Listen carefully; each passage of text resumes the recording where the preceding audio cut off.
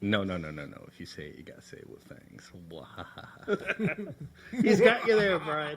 Oh, by the way, it's I funny. need to get a pair of fangs.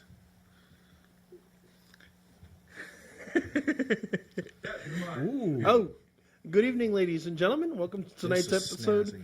of Paranormal Encyclopedia. I am, as always, your host, demonologist and Paranormal Encyclopedia, Kevin Mears. You are getting sleepy. Very sleepy. I'm author Brian McKinley. Godfather of Paranormal Fiction. Yes. Yes. And we have a guest tonight. Yes, you may remember our the first one to take us up on our return offer. Yes. Christopher Ryan, a.k.a. stage name Baron Voltage, recreational hypnotist and paranormal enthusiast, would you guess you'd call it? Part-time vampire. Nobody's vampire part-time, you know Okay. that. He's got you there. Come on, Brian. You're supposed to be our resident vampire expert. Oh, I know. I was giving him an out. I was, I didn't know how far he wanted to commit to it. Oh, you go all the way. Full-time You don't vampire. go. Okay. So we got a bunch of housekeeping to do, all good news. For one, if you haven't heard us the last few times, and if you have, get used to it because it's our thing now. We do have an affiliate program with the website Audible. If you're not familiar with Audible, it is a wonderful website where you can get a membership month to month. You get a free audio book. If you go to the link you see on the screen now, you get a free audio book and a free 1 month trial. Yes, that's Paranormally. Yep. It's Italian. There's a lot of fantastic books on there. For example, all of Brian's books What? Yes. are on Audible trial. So if you're meaning check out Ancient Blood, Ancient Enemies, or Drawing Dead, you can do that there. Yes. All read by a professional voice actor, Brian Rollins. Very nice. Very good. I'm in the process of listening to Drawing Dead right now. It's what I do at work. Awesome. Good reads and listens. Oh, yes. Thank you. There's lots of other fantastic books on there. C.S. Lewis, who I've talked a lot about.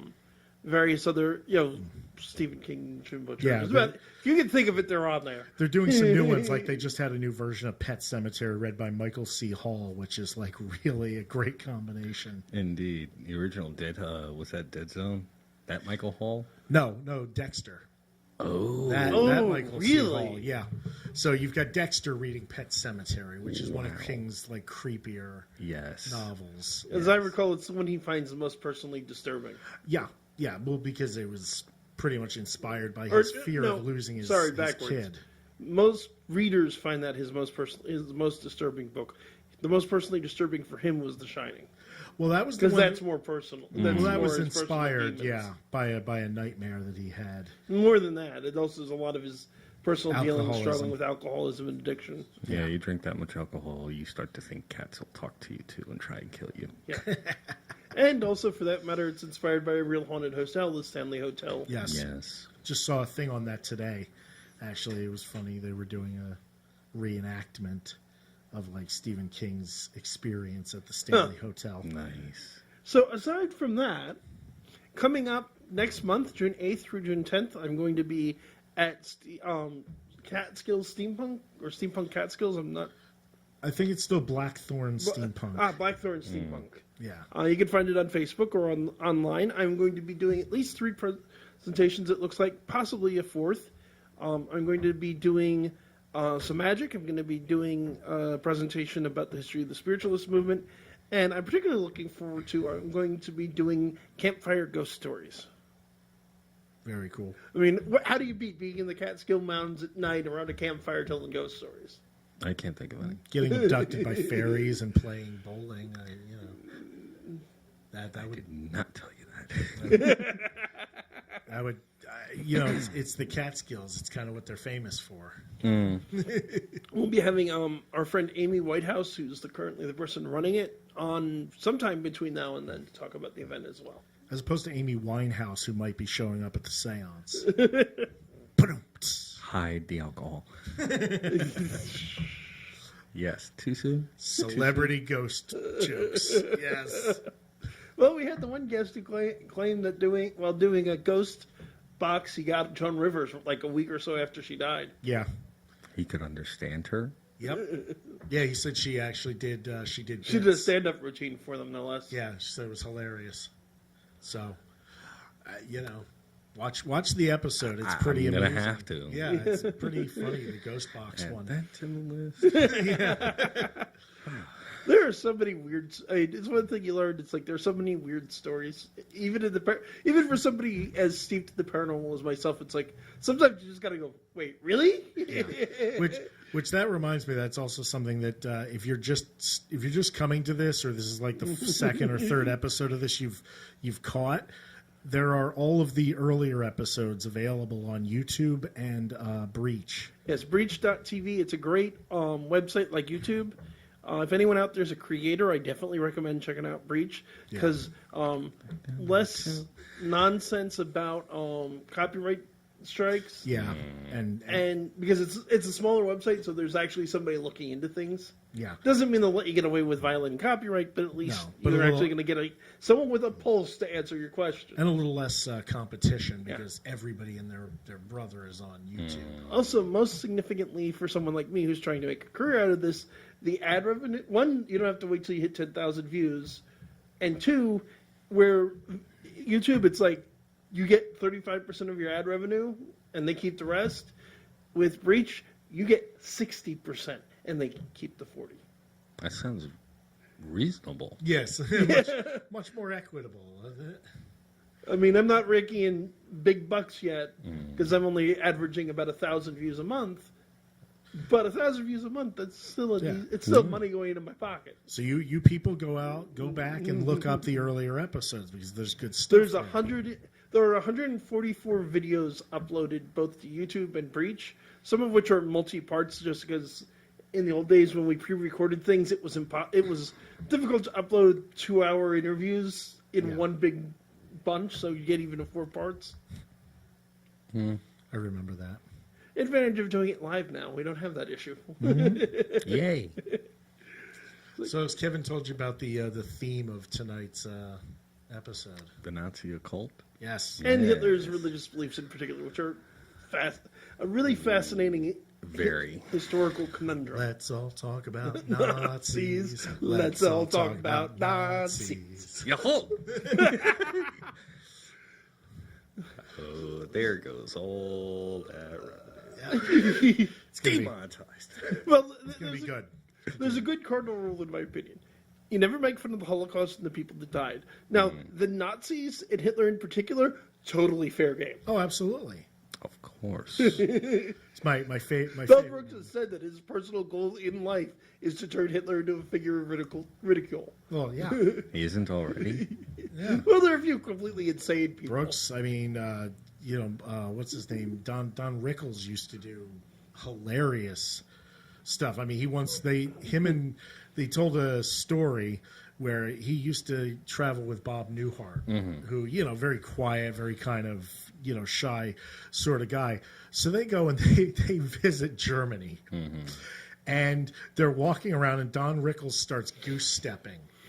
And Bob Newhart's beside him, like, just stop, please stop doing that. He's like, what? He's like, no, my legs are just a little stiff. That's all. He's like, I just got got a little something in my legs. He's like goose stepping down the street. Wow. And it's Germany where it's like, no, they take that really serious. Yeah, I know. Man. I'm picturing this. It's like, that's awesome. And then you got the king of them all when it came to ridiculing old Mustachio was Charlie Chaplin. Oh, yeah. The one man of the made first a to do it. movie of it. Yeah. It was his first talkie, for gosh sakes. I mean, Yeah. Oh, and if you hear the speech that he gives at the end of that movie, it's still stirring. I watched a clip of it, and it brought, it kind of made me well up. of course. I mean, It's fantastic. I actually take a look at that, and I say to myself, this is what Adolf should have been, with all the power and charisma that he had. If it got channeled right, that is what we would have ended up with. Yeah. Something unbelievably memorable and powerful. Instead, we got mass murdering and a whole bunch of obscenities strung together. Here's the thing I want to clear up, though, because this is... I've done a fair amount of research into the Nazis in general, partly for a book I want to write one day. And to Hitler in particular. One of the things that I find the most interesting is people have this larger than life mythical. Even people who don't like him have this almost mythical view of Hitler as this evil super genius and with magical levels of charisma. It's like, he really no, he was a bumbling idiot in so many ways. And in terms of his charisma, I mean, he was a great speech giver. Let's not pretend NLP, otherwise. hello. Yeah. On the other hand, in terms of getting people to follow you, when you have an army of very well uniformed thugs who will shoot, beat up, and arrest anyone who says anything you don't agree with, it's real easy to get people to do what you want. And, and then you've got the masses that, I mean, I was taking a look at old historical footage of the people there in the crowds during a number of those rallies. There are no sullen faces there. Everybody's happy to be there. So you got to wonder either A, what kind of mental manipulation was going on for a while before that became not only the norm but encouraged?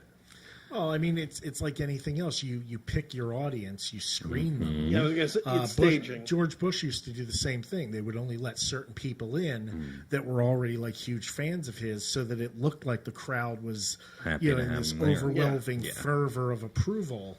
And then when you got enough people actually having that televised, then people will be like, you know what, maybe he has something there that we don't see, and it just it folds into a mythology. And some people just get swept up in the crowd. It's like you figure, well, this many other people can't be completely wrong. And there was it's probably the least talked about one, but there was in fact a German resistance to the Nazis. Oh yes, absolutely. Von Stauffenberg, I think it was, right? There's a series. Even before him, he was the most high profile. He's the one that came closest to successfully pulling off a coup and assassination. The July 20th plot? Yeah. Well, that was very late in the war. I mean, from the beginning, there were Germans sabotage. Not the nicest of persons, but the one old landlady I had, her father or grandfather was sabotaging German tanks during the Second World War. Yeah.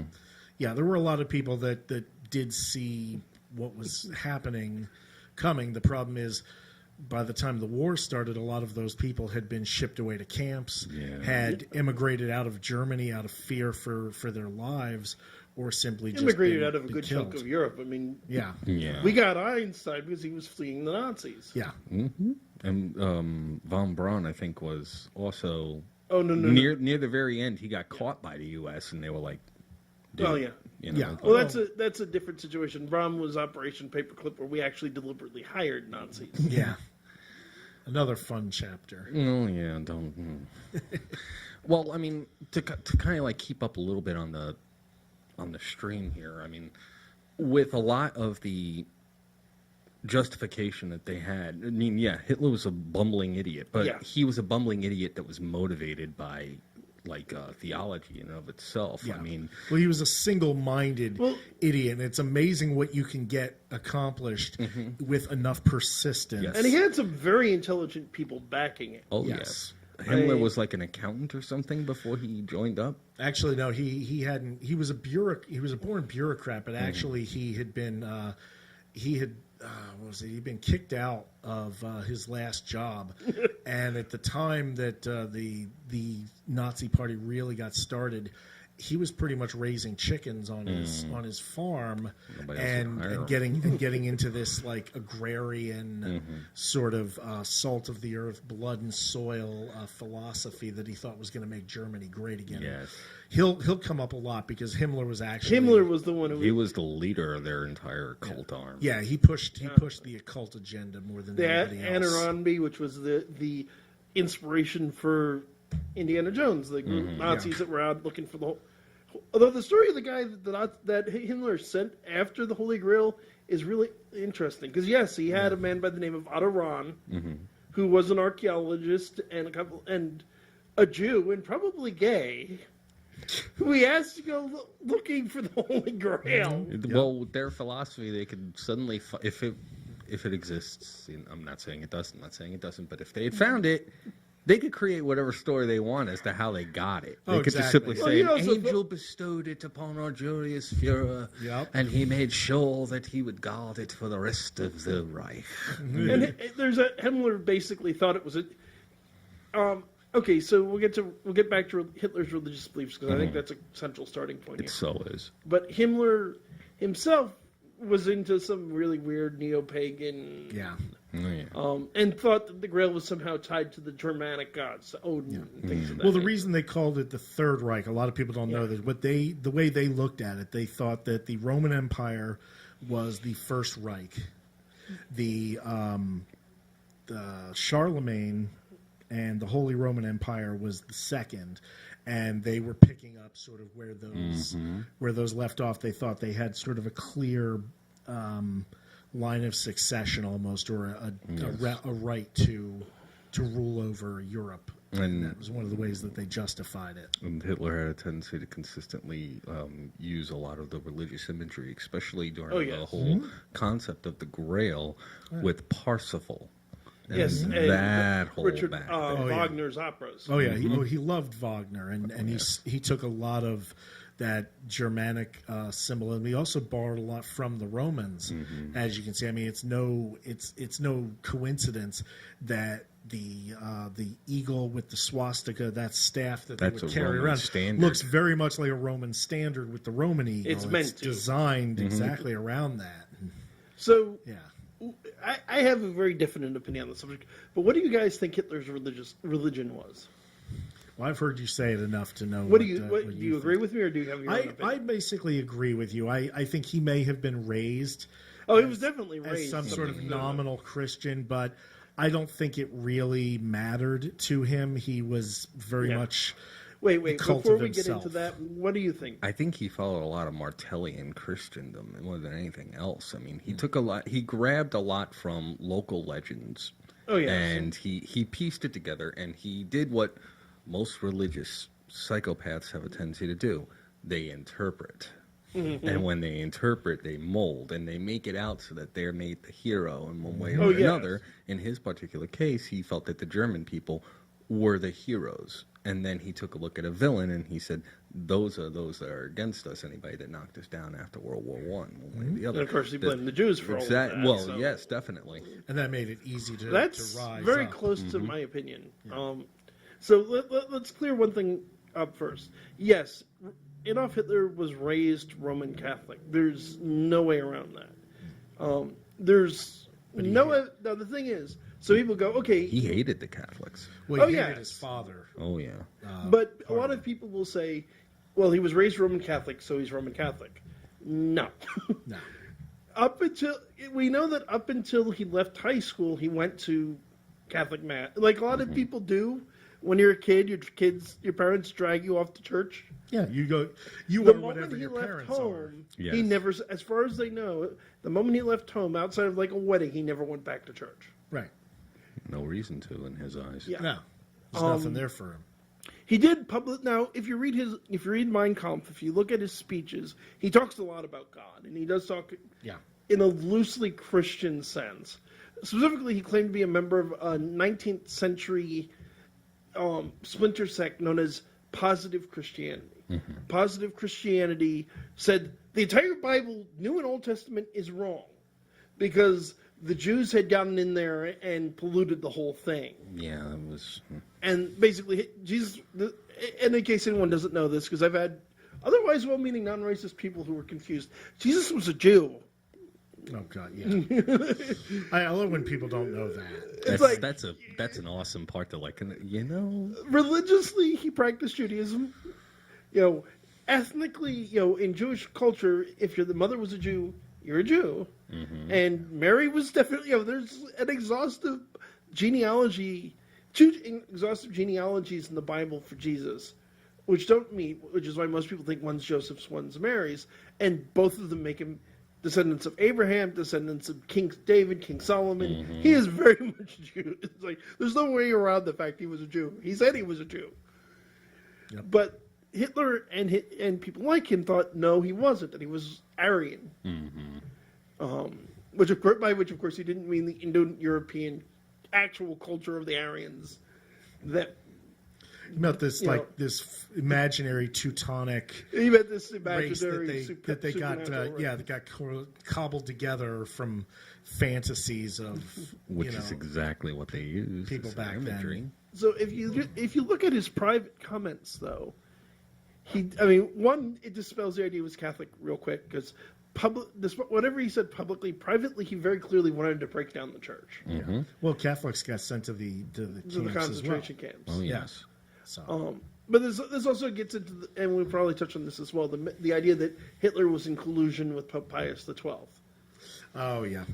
And yeah, I mean, basically comes from one book. Yeah, Well, there was a lot of stuff that came out where he wanted to get rid of the Catholic Church, but he knew for the most part they were kind of a necessity, at least until they got victory. It was more of a strategic tolerance than an actual. The thing is about the idea that Hitler was in collusion with the Pope.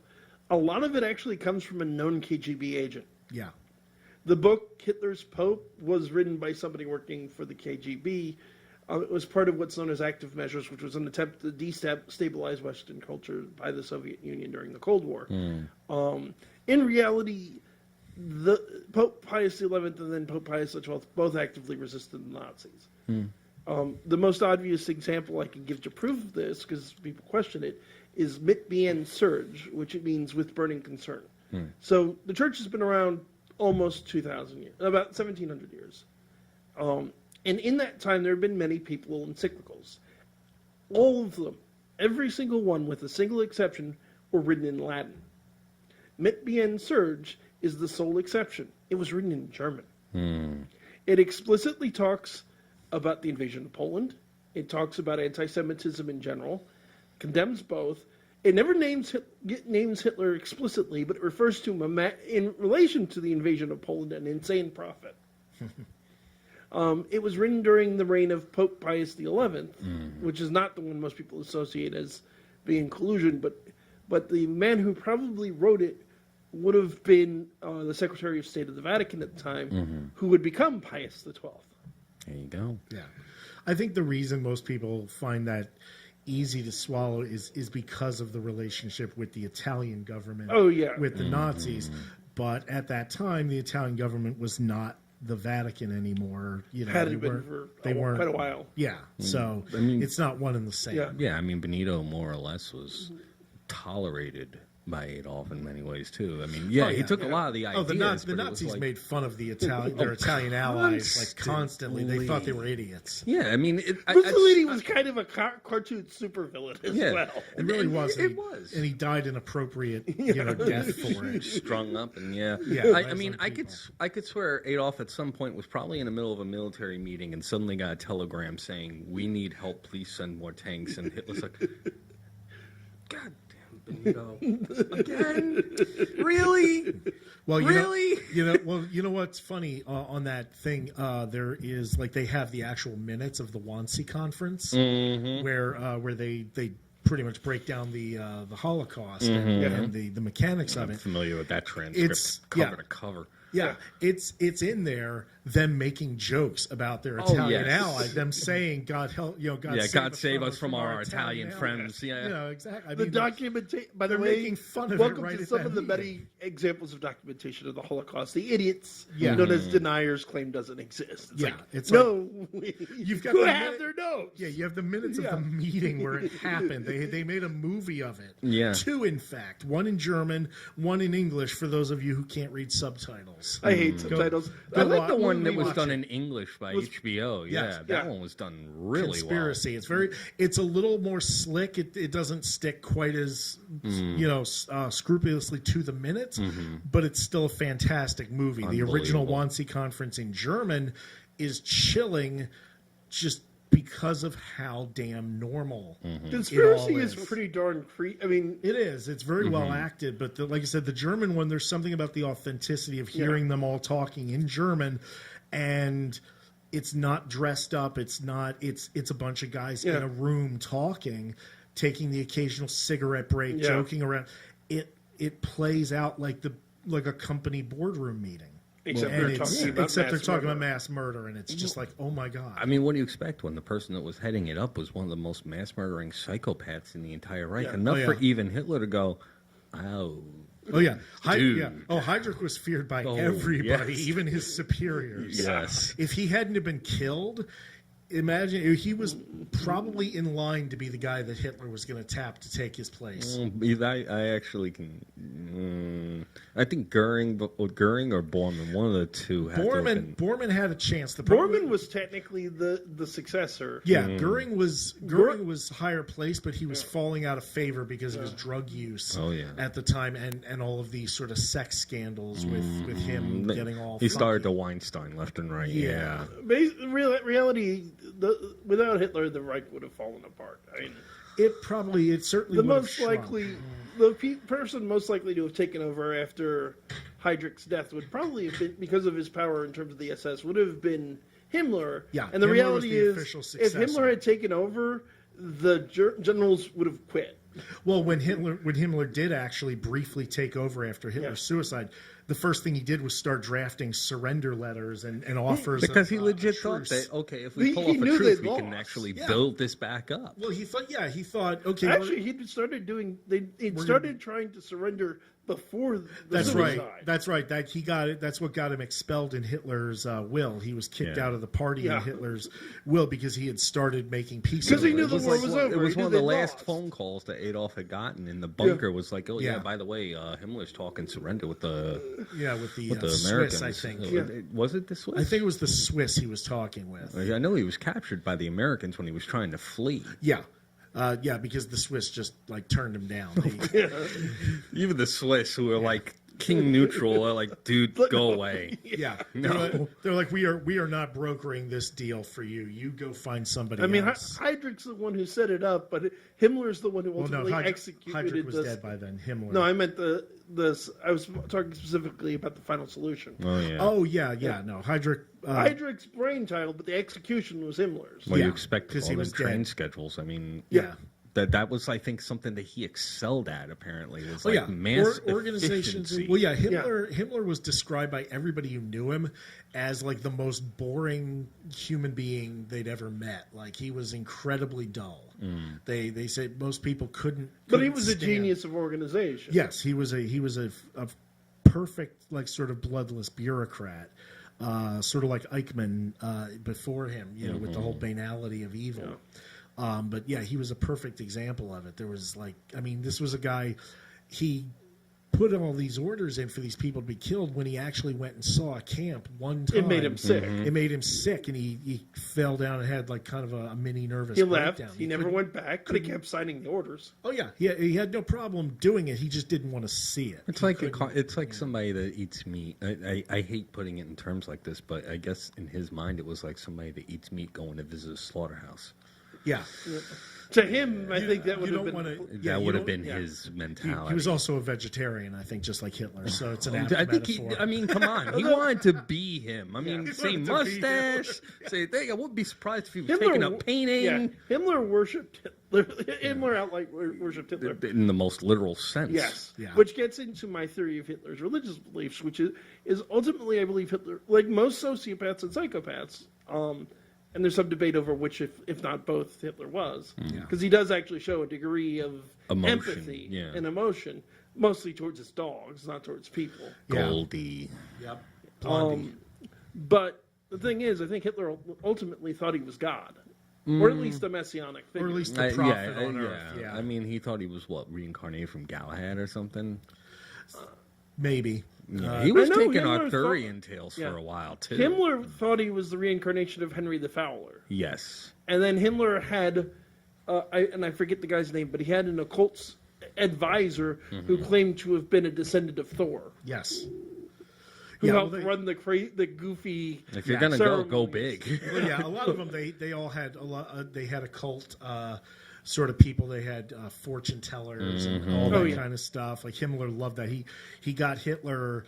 He had Hitler's like astrology chart done for him as a birthday present. Well, there's also the. Oh, I'm sorry. Go ahead. Now here's something interesting. Did you guys hear the fact that even Hitler was looking at Himmler like Dude, Oh, you yeah. seriously need to chill the hell out with Again, this. Himmler, they, Which is the other they thing I laughed wanted at to get Himmler to. behind closed doors. You know, Hitler was like, all this occult stuff, all the, the mysticism and stuff. It's nice to He's have. like, it's great publicity. It's really effective at crowd control, but jeez. Yeah, like, I'm trying to coordinate tank offensives here. Can you please put the astrology chart away? Yeah, exactly. It's like, the entrails are not going to tell us when to attack Which is a Himmler. common mistake people make when they're talking about Nazi occultism is they think about, Hitler was big into the occult. It really wasn't. So was not. No. Himmler It's- was obsessed. Yeah. Several other important members. Speer was it the one? Spear? Yeah. Yeah, Is he Speer- the one who got the idea to fly to England to set up a? No, that was Hess. No, that was Oh, Hess, right. and Hess Hess- got caught. Hess was another loony. He was was another a- true He was believer. yeah, Oh, but yeah. he was legit loony. I Yeah. mean, he Oh, he had was- like mental illness to Yes. him too. So it was like, He Well, was a fanatic. This gets to the into a end. funny Yeah. and interesting story. So Hess got the bright idea to fly to England to broker a peace treaty. Oh yeah, well because he No permission from the Nazi high command. This was early in the war, so they weren't losing. he thought that he had that kind of control. He Well, was like and- his second in yeah. command. Well, he heard at that time he was the second in command to Hitler. He also knew Hitler admired the English. Oh yes. As far as the European nations went, he thought, okay, this is the one country that can probably understand what I'm doing because Yeah. they've done effed up Yeah. shit like this before. And recently too. I mean, Oh, yeah. Recently, yeah. England in the not far from World War II was doing some horrible shit in India. Exactly. So he figured, we're of a like mind. And Hess takes it upon himself. Oh, you know what I'm going to do to get in good? I'm going to go create a peace treaty with England. Just on my own merits. And he just flew over there. You know, he would have had a hell of a lot more success if he had flown over to the States and talked to the ambassador. Yeah. Oh, gee, Kennedy. Yeah. Yeah, On the who other at hand, the time was in he favor. Keep in was. mind, Hess did crash, so we might. If you couldn't make it to England, I'm not sure he could have made it to the United States. I'm failing to see a loss here. Yeah, Well, we lose one of the funnier stories. What I find one of the funnier Yeah. stories of the He crashed and then he claimed amnesia. I don't know who I am. yeah. I don't know what I believe. Nope. He gave it his best shot. It was So when the English caught him very quickly, and he's turned over to British intelligence. yeah. One of the people involved in questioning him was Ian Fleming, the future author of James Bond. Yes. Now, given Hess's obsession with the occult, Ian had an idea. He wanted to get a friend of his involved. So Ian suggested to British intelligence that they tap Aleister Crowley to come in to help interview the guy. Wow. It didn't actually, the intelligence went, dude, no, because Crowley was a fucking whack job. But that's a seed for a story or a movie. Yeah. Oh, imagine yeah. And it how goes awesome further that would have been. because since, as we've just talked about, the SS and Himmler were big into astrology, and at the time it was thought, although it ultimately wasn't true, that Hitler and in general the Nazi Party was big on astrology. Fleming again had the bright idea. Well, let's go get Crowley to tell us what the astrologers are telling the Germans to do. Yeah, it was not an unreasonable idea. It could This was work. also turned down. I can imagine it of like being The a English came up sitcom. with some weirder and wackier Oh, plots yeah. during Yeah, the war. my personal favorite was the attempt to convince Hitler to commit suicide by bombing his mountain retreat with pornography. Yeah. Are you kidding? The Oh, no, Eagles there were- Nest, that would have made it a hell of a lot more entertaining. You got a gold elevator to a porn stash. Who doesn't want that? I mean, seriously. Well, Hitler was a well-known Hitler. prude. Yeah, Hitler was a weird guy. A lot of people don't realize Yeah. how He was so weird he was. asexual. Probably died it was of it's like ridiculous. he died a virgin most likely. In his mind, he felt like he had Yeah. to dedicate Yeah. all, and I do mean all, Well, of plus- his energy to the right. Well, plus given all the the ridiculous drug cocktail that he was on at various times from Dr. Morell. He wouldn't have been very. All throughout Got a the year, request she to knows turn what up he- the volume a little. No. One of our listeners. Okay. Facebook blocking it, but Who else would have? Who knows what he was capable of? Yeah. You know, from there, Oh, I mean, he needed shots to get him going in the morning, and And of course, because crazy conspiracy theories about the occult are never enough to just go one way. There's also theories that Crowley was secretly working for the Germans, which is not true. yeah. Although Crowley's literary estate apparently published a book called Aleister Crowley and Adolf Hitler, but it was quickly admitted even by them to be a literary fiction. I mean, Sure. I kind of put the two of them almost in the same line as how you would put like David Koresh and John Applewhite in the same category. You know, if one had written a book about the other, it still would have been. Are they in collusion with each other? Yeah. You know, because they both sound a little out there, just a bit. I mean, I'm not knocking any Branch Davidians or folks that are part of that. Please don't kill me. But I don't think there are any of them left. There are no, a few. there are folks that still follow Applewhite, and Branch Really? Davidians I think still exist. Yes. Wow, that's scary. Well, I mean, Somebody still maintains the Heaven's Gate website. Yep. Welcome to America. Exactly. In fairness- How wrong do you have There's to be a before lot you of. lose all In followers? fairness, Just- there's some legitimate questions about the Waco siege. Oh, sure. There were a lot of questions about how it went down, but Yeah. as far as the And how- legitimacy of the even- Branch Davidians, I'm not necessarily defending it, but there's even some legitimate questions about just how crazy Koresh was and what he was really claiming. Yeah. A lot of the videos famously where he claimed to be Jesus Christ, no, he did not claim to be Jesus Christ. Yeah. What they're doing is they're taking videos where he was basically quoting scripture as your classic hellfire and Yeah. brimstone preacher, and the government, to justify what they did, cut and pasted things. Sure. Again, I'm not justifying No, because Koresh. It's just the reality is he did complicated. enough other terrible stuff that Yeah. Kind of justified. make you go.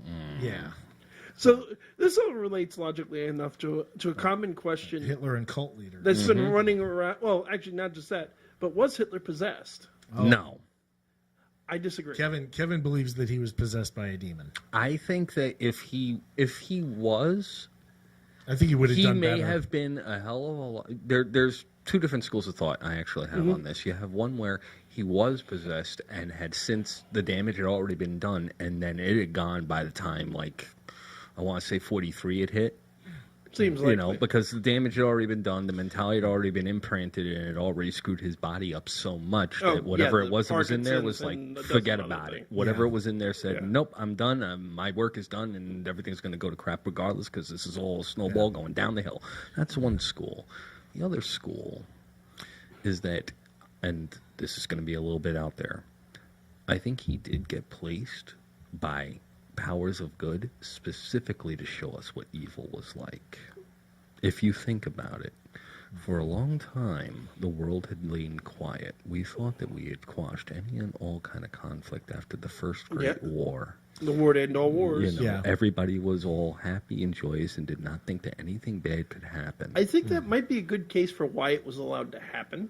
I mean, a lot of good things did inadvertently come out of the subject. It's and a one of the blatant things I display. want to pursue if I ever or explore if I do write a book, which is not necessarily to say that the world's a better place because of the Nazis, but to say that if we got rid of Hitler, specifically if we got rid of Hitler, the world would be a better place. It's a more complicated question than that. Yeah, because you have to wonder if Well, there were a there's lot of no other other people. side to that coin. Well, the Yeah. problem is if you get rid of Hitler, then you probably have Joseph Stalin running rampant. And He Stalin was was so a- much more He dangerous. killed Hitler total in the concentration camps killed between 9 to 12 million people.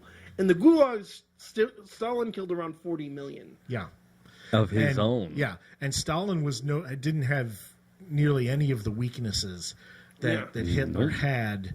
I could imagine Stalin being, possessed. I think. Well, 'Cause he I was- think the official that was a position- little bit cold, more evil accurate. mother. the official position of the Catholic Church is, in fact, that not only were they both possessed, but remote exorcisms were attempted on both of them, which failed probably. And the reason given would be because they were remote; they weren't in person. Now, I do believe Hitler was possessed, and there's a reason other than the Catholic Church's official position, which is a number of psychiatrists and psychologists and exorcists have looked over letters that Hitler wrote. Not just the public stuff, but the personal correspondences. And from the authorities in the field, yes, the man was in fact possessed. Now, to clarify for listeners, because this is a touchy subject, when I say Hitler was possessed, I do not mean that Hitler committed mass murder because he was possessed. I mean Hitler was possessed because he committed mass murder. The possession was a consequence of action, not a cause. Like perhaps one of the reasons that he survived one of those assassination attempts. He is had that he wasn't going to survive. unnatural level of luck in the number of times. There are dozens. I mean, the guy had several bombs go off in his near vicinity and walked away. There was an instance when he was, because during World War I, he was a courier. Yes. And he got one medal, which was the Iron Cross. Yeah. And pretty much everyone who served in World War I who had any decent relationship with their commanding officer got the medal that he got. So it wasn't this big It deal. wasn't a meritorious award. It was, just you're straight here, up. have a medal. Yeah. But there was an instance where the squad or what platoon that he was with all got taken out by a sniper. The sniper had Hitler in his sights, decided arbitrarily, I've killed enough people for one day and didn't pull the trigger. And then there was the mortar shell that took out his entire regiment in one hit. Except for him. Except for him. There's an instance early in his career where he was driving in a Jeep with his with a bunch of guards and aides, and ambush, sprayed the Jeep, killed everyone else. He survived and drove away. Yeah, after you get a couple of those, you begin to say to yourself, you know what? Maybe I'm meant to do something. This is why. I am sure that. This is why he all had this my idea that mentalities this are fed into his justified. messianic complex. I mean, no question. He had a bomb planted in his desk, in his office. It blew up, and the thickness of the desk and the material and the way it was crafted blew the explosion out. No, this was another time. This was a separate time that was almost the same. Yeah, that one, the briefcase was moved slightly. down by the They table. killed overzealous everyone else at the aid. table except him. And also There were no casualties. I think there was maybe just one I thought- in the No, wolf's den. there were a couple of some shrapnel. What happened was the other thing that saved But again- them, the Mythbusters worked this out, was the meeting was moved from an underground room where the blast would have been contained and All would have reverberated, concrete. and it was moved upstairs where there were windows where the blast So it went suddenly out just instead of getting contained. Thinned it out. But Yeah. if it had gone off right where it was originally placed, it he'd still be would have done. killed him. Yeah.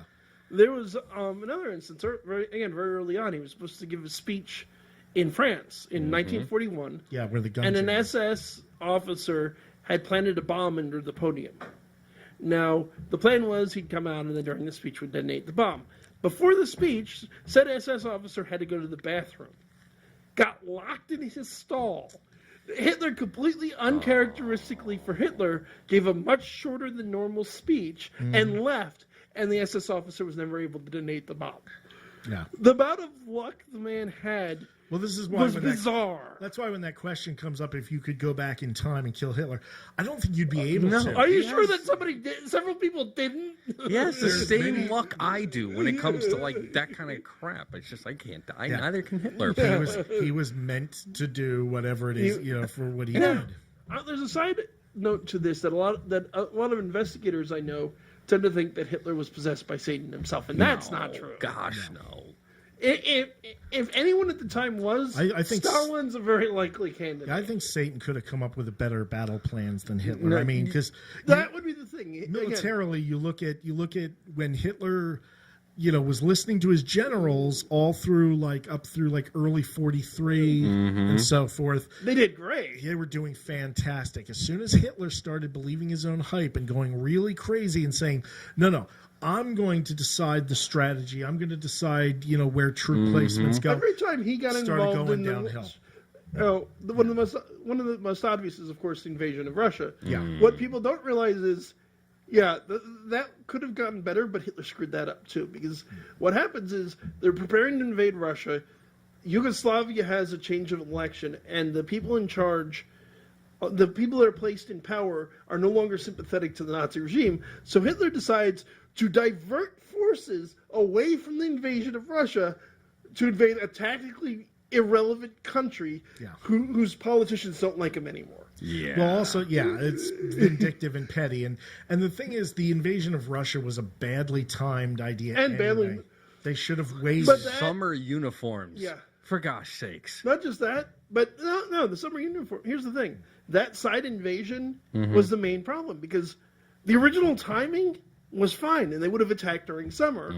The problem is when they diverted, they pushed the timetable back, and instead of Messed invading in everything the up. middle of the summer, invaded in the middle of winter. Right. Yeah. Another classic example that might even be a bigger blunder, arguably, is the bombing of London. Yeah. Because here's the thing, the German Air Force the Luftwaffe had been strategically blowing out every airstrip the British have. The RAF couldn't get off the ground. Exactly. Yeah. Thanks to Goering, that Yeah. was a very sound strategy. Oh yeah, Yeah, and they were doing. back when Goering actually knew what he was doing. Yeah, right. They were doing It was great. his heyday. The British managed to launch enough bombers and fighter support to bomb Berlin. Hitler went, well, you bomb my capital, I'm going to bomb your capital. Pulled bombers off of strategic runs that needed to be done to attack the city of London, which didn't serve a strategic purpose, and rallied the British people. Exactly, yeah. And gave them time to fortified rebuild their resolve. airstrips, and killed any chance of Operation Sea Lion, the invasion of Britain. And then when the British developed radar, they pretty much started shooting down the bombers anyway, so that was a complete failure. Ladies and gentlemen, I present to you the original dude bro that doesn't know any better. Adolf Hitler. You bomb my capital, I'm going to bomb yours. And that's a big thing I want to get across, is Hitler had an obscene amount of luck and an unusual amount of charisma, but he was not a super genius. No, he just had a massive He had a lot ego. And he had a lot of very smart people working for him. I mean, Rommel and the other generals were incredibly brilliant. Oh, yes. There's a reason they did so well for so long. Yeah, I mean, his entire navy with Dönitz at the head of his freaking submarine fleet. Yeah, they had some good people that really That kept things unfortunate. on the ground and kept things rolling. And a lot of them not even particularly. More in Rommel- spite of him Rommel- than because of him. Like Rommel himself wasn't even. He was really not a much of an Nazi. anti-Semite. No, he wasn't a Nazi. He Yeah. he had been in the German army prior. He Yeah. just fought for his country because that's what you do. Yeah. He was he was an honorable And he was guy. very well noted for the fact that he treated the native people of Africa, where he's most famous Yeah. for his involvement, very fairly. Yeah. Well, even the British and the Americans that fought him respected him yeah. greatly. Oh, yeah. I mean, there's some school of thought regarding with one of the biggest blunders in regards to Adolf and what he pulled, especially when it came to ideologies and viewpoints. It was when he allied himself with Japan and knew damn well that Japan had every intent on taking on America, because that was the one thing he consistently told the emperor: do not attack the states. We can't win if they get involved. Yeah. Pretty much everyone. I mean, almost He had everybody intent knew. on do allying not- with us. Yeah. Well, or coming after us later once Europe was. I Probably think he not- would I have mean- tried to go No, after I us. don't- I don't think think he so. would have actually. I think he would have purposely gone a diplomatic route with us, mostly because of the amount of land we had. Yeah, but they would have tried because there were too many Jews in America. Well, there was a lot of work on trying to Yeah, invade. but even then we were. Actually, the big point he was trying to do diplomatically was trying to get relations with Mexico, with a lot of South Oh, America. yes. Welcome to anyone who doesn't know to Operation Odessa. After World War II, a number of prominent Nazi leaders fled to South America. Argentina. This is why Da, da, you da, see all the da, da. movies and Simpsons The boys from referencing Brazil. Nazis down there. Yeah. It's because the worst, probably the most notable and one of the worst to Mengele. escape was Joseph Mengele. Yeah, if not Eichmann. Eichmann, yes. Yeah. Eichmann was another one, but Well, here's another one. Mengele is the one that actually managed to get away. Yeah. and live And to stay away. to die a peaceful death. Yeah. Like You live to be an old man. Yeah, he died swimming. Of a heart attack. Playing with his grandkids on the beach. It's like there's some unfairness And he was a from brutal history. monster. Oh, he was awful. If you read about his experiments, they're sick. He was immoral. I don't think he was so much of a monster. I think he just had zero morality towards whatever sort of subjects that he had to pursue. He did- viewed Yeah, but it's everything as a test subject. And he was That's it. willing to do some horrible tests. Yes. which is See, why I call him a that's puppet. a I thought. mean, he's a very but human I've- monster, but he was. Yeah. See, I've read some bios of him though, and one of the things that doesn't cover, because I think he hid behind the idea of scientific discovery, because you read a lot of his experiments and there's really no genuine scientific principles. Some of them are just plainly sadistic. And he especially liked to go after gypsies. He had a thing about the gypsies and about Well, the Germans in general weren't the really. Romani. Yeah, Well, I let's mean, face it, but most him of Europe was particularly, not like- fond of the Romani. No, they Like weren't. 60% of his test subjects were, Thinking- if they were gypsies, Oh yeah, he The grabbed ugly them. because in reality his is- mind they wouldn't be missed. They were just there for the taking to Here's use the and test. here's on. the It's ugly jacked reality up, nobody but- wants that likes to talk about was World War II. The Romani and the Jews were widely hated Oh, by yes. everybody. There's a Including the reason he got States. away with so That's why much they were of what good he scapegoats. Oh, That's why yes. Hitler was Yeah. able to come to power being openly anti-Semitic. It was one. did. It was normal. Yeah. Well, it was he could openly hate the communists and Yeah. he could openly hate the Jews, and by putting all the blame on them in this worldwide conspiracy that they supposedly. Which some idiots still believe in. Oh yeah, people still believe in this worldwide Jewish conspiracy, but The protocols of yeah, Idiocy is immortal. but the idea that all of your, if you tell poor, angry, desperate people all of your problems are to Their blame fault. from that one group, you give them an easy target. It's just human nature. There's another argument I think People would another like to believe a simple lie rather than a complicated truth. there's another good argument I've seen about why he targeted the Jews. I mean, all of that's absolutely true, but the Germans had this idea that they were the master race. That Yes. the the ordained heroes of the world, etc. All this nonsense. When you make this claim, and you have another group that's well known for its claim to be the chosen people of God, It's an there's a immediate natural rival. conflict. Yeah. That's true. You have to delegitimize the other Which group. what I find tragic and ironic, of course, is if you know anything about Judaism, in Judaism, their claim that they're the chosen people of God doesn't make them better. It means in Judaism there are the 7 Noahide laws, which are 7 laws that if you aren't a Jew, you're supposed to follow. All of which most Christians already follow: no sexual immorality, only worship one God. A lot of people, Christians and Muslims manage to follow the 7 because they're held by all 3 religions. Yeah. There are something like 613 laws you have to follow if you're a Jew. Not everybody else, just if you're a Jew. Because they have a higher standard. It's not that they are automatically better than the rest of us, it's that they're supposed to act better than us. They're playing on hard mode Yeah. to use the modern parlance. It's like playing Payday 2 on Death Wish. You just don't do it.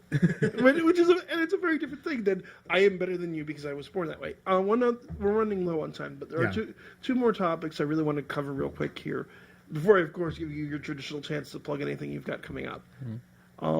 But one is there's a common. Oh, dang it! I just lost the train of thought. Choo choo. Okay, I'll go to the other one, and then hopefully I'll catch the train of thought, catch back on the train of thought. So one is, and this is definitely an interesting topic that we don't have time to cover fully. But folks, if you want a disturbing look at U.S. history in relation to the Second World War, look up Operation Paperclip. Yeah. After the war ends, there becomes basically we're aware, and the rest of the Allies are aware that the current threat, not really the new threat because he was always a threat. What now that was gone was Joseph Stalin, because Joseph Stalin was very also megalomaniacal, also a bad, evil person who committed mass murder, and also basically wanted to rule the world. So there's all of these intelligence agents and scientists that the Nazis had. Many of the intelligence agents specifically had been spying on the Russians for the Germans. The Russians are trying to pick them up. We're trying to pick them up. Now, Harry S. Truman signs an executive order that would eventually, I don't remember the order number and we're short of time, or I'd look it up, but basically signs what becomes known as Operation Paperclip, which says we can hire Nazi scientists and Nazi intelligence agents as long as A, they are not technically members of the Nazi party, and B, they aren't guilty of war crimes. The problem this creates is that the OSS, the Office of Strategic Services, what would become the CIA, everybody they wanted was a card-carrying Nazi, and most of them were guilty of war crimes. So they created a series of fake backgrounds, fake histories for these people, To get them in. whitewashing them. Now, the mildest example of this was a man by the name of Werner von Braun. Von Braun is the man who designed the V-2 rocket for Nazi Germany. Him and his team of about 500 scientists were hired by the U.S. government. They were ultimately put to work on the Saturn V rocket, and that team is responsible for the first Western satellite in orbit. So yeah, and in Brahm's defense, one, he wasn't a very good Nazi. He had actually been arrested because the SS, which he was technically a member of, very quickly realized he was more interested in space travel than he was in war. Yeah. Oh yeah. And ultimately, that his main goal was space exploration. And he did go to, I want to say Auschwitz one time, saw the slave labor that was building the rockets, and was absolutely horrified. There wasn't anything you could do about it, because one, he was a scientist with no political pull, and two, if you said anything negative about it, You were right next to him. Yeah. So he kept his mouth shut. Now, besides, there are much worse examples. There's a man by the name of Nicholas Barbie, also known as Klaus Barbie, the Butcher of Lyon. Yes. He was an SS major in France. This man ordered the extermination of thousands of Jewish orphans. He personally tortured people. Yeah. We ultimately put him to work for us in Bolivia as a spy against the Soviet Union. He went to Europe on vacation in Europe. He was caught and ultimately tried for his crimes. But we sheltered this man and gave him a job. There are a number of other people who were engaged in chemical weapons research for the Nazis we put to work. Yeah. Well, and even during the war and before, there were American officials who knew about what was going on in Nazi Germany and turned a blind eye and didn't say anything and denied these things. Yeah, Joe Kennedy is definitely one of them. Well, there's an interesting little correlation here, along with the motivations behind that. Back then, we were doing everything that we possibly could to win over whoever it was that we perceived to be our opponents. Yeah. Now, you take a look at Himmler. He's looking into the occult, and he's trying to find every single possible magical artifact, every single bit of lore and literature that can not only justify their position within the world, but also justify every single bit of action that they take in the world.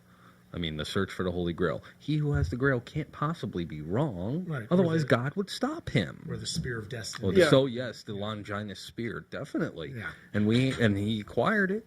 So, in which case, how could we be wrong? Well, there's the interesting thing, because there's the debate, did he actually acquire it or not? And of course, the short answer is we don't know. There are 4 spears that are thought, one of them is thought to have been the spear. But there is one that was in the Austrian Museum, that it would have been the museum Hitler went to as a kid, that the Germans did actually seize for a while. And it was in fact a Roman spear. It was the right style for the time period. It had a nail worked into it, which was supposedly one of the nails of the True Cross.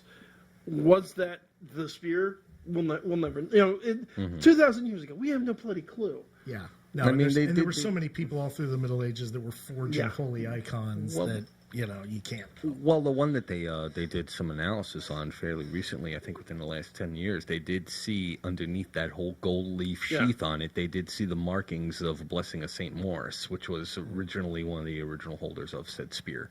So, in which case, that at least it goes back that far. Right. Yeah. There's a lot of interesting questions. And I think definitely the Grail and the Spear are topics worthy of their own show, particularly since we're coming to it. And Baron, do you have anything coming up you'd like to promote? Nothing coming up soon, unfortunately. Fairly clear and bit, but anybody can hit me up on Facebook or wherever. Or maybe you can come back for one of our next definitely. I was about to say topics. You continue to have a standing invitation to come to hang out and join the show. Gladly. Yeah. You're a fantastic addition. Yeah, no, you know a lot. Folks, I want to thank you all for listening. Since it's our time, I want to remind you all to like, share, comment, subscribe. You can find us on YouTube. You can find us on Breach. You can find us on Facebook. If you do not have an Audible account yet, I highly recommend you go to that link there at the bottom of the screen and sign up. Remember, it's completely free and you're helping for you, and you're directly helping the show out. Yes. If you have some money to spare, you can also consider going to our Patreon, which is patreon.com/demonology, patreon.com/demonology, and toss us a couple of bucks there. Or again, if you want to help us out and you're broke and you already have you've already done the Audible trial thing, like, comment, subscribe, tell your friends. It's the most helpful thing you do for us. It won't cost you anything but a little bit of time. Yep. Meanwhile, stay tuned for the show following us, Age Out Angels. Yep. Excellent show. Definitely recommend checking those guys out. Yes. And remember, we'll be here next week, 6:30 to 7:30. And keep in mind, coming up 8th through the 10th, I will be at the Blackthorn Steampunk event. That's it for tonight, everyone. This is Kevin Mears Brian McKinley. Marin Voltage. saying good night and God bless.